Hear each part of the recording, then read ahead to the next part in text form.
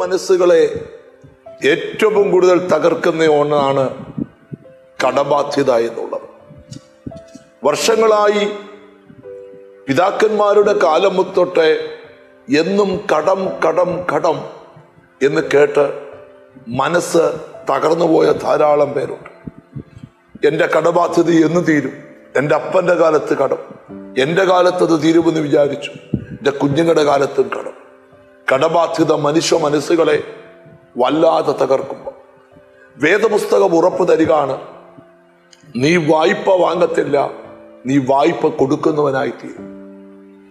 ആവർത്തന പുസ്തകം 28-ാം അധ്യായത്തിന്റെ 12-ാമത്തെ വചനമാണ് നമ്മൾ ഇന്ന് ധ്യാനിക്കുവാൻ പോകുന്നത്. യഹോവ നിനക്ക് തന്റെ നല്ല ഭണ്ഡാരമായ ആകാശം തുറക്കും, നീ അനേക ജാതികൾക്ക് വായ്പ കൊടുക്കും, എന്നാൽ നീ വായ്പ വാങ്ങുകയില്ല.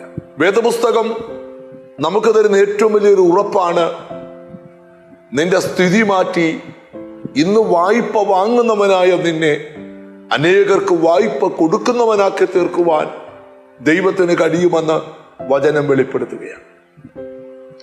അടഞ്ഞുപോയ കവാടങ്ങൾ ഇനി ഒരിക്കലും തുറക്കത്തില്ലെന്ന് ചിന്തിച്ച വാതിലുകളൊക്കെ എൻ്റെ ദൈവത്തിന് തുറന്നിട്ട് തരുവാൻ കഴിയും. ഞാൻ നിനക്ക് വേണ്ടി ആകാശത്തിന്റെ വാതിൽ തുറക്കും. മലാഖിയുടെ പ്രവചനത്തിൽ എഴുതിയിട്ടുണ്ട്, ഞാൻ ആകാശത്തിന്റെ കിളിവാതിലുകളെ തുറന്ന് സ്ഥലം പോരാതെ വരുവോളം നിന്റെ മേൽ അനുഗ്രഹം പകരുകയില്ലയോ.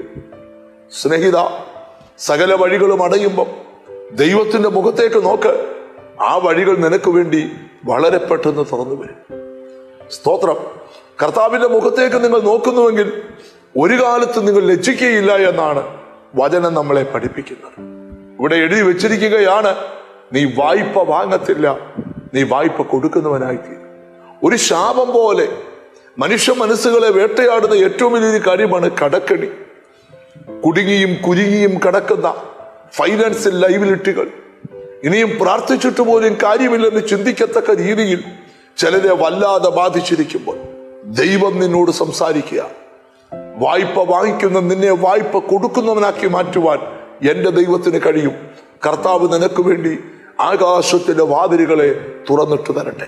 അടിയുറച്ച് ദൈവത്തിൽ വിശ്വസിക്ക്, നീ പരാജയപ്പെടത്തില്ലെന്ന് വചനം ഉറപ്പ് തരിക. കണ്ണുകളെ അടച്ച് പ്രാർത്ഥിക്കുക.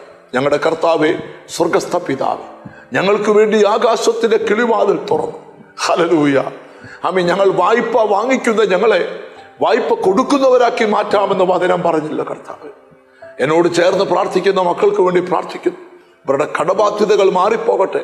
കുരുങ്ങിയും ബന്ധിക്കപ്പെട്ട് കിടക്കുന്ന ഫൈനാൻഷ്യൽ മേഖലകൾ അവർക്ക് വേണ്ടി ദൈവം തുറന്നു കൊടുക്കണമേ കർത്താവ്. നിന്റെ നാമം ചൊല്ലി പിതാവിന്റെയും പുത്രന്റെയും പരിശുദ്ധാത്മാവിന്റെ നാമത്തിൽ അവരെ അനുഗ്രഹിച്ച് പ്രാർത്ഥിക്കുന്നു. അവർ അനുഗ്രഹിക്കപ്പെടട്ടെ യേശു ക്രിസ്തുവിൻ നാമത്തിൽ തന്നെ. ആമേൻ. നിന്റെ സ്ഥിതി മാറും. ദൈവം നിന്നെ അനുഗ്രഹിക്കും. God bless you.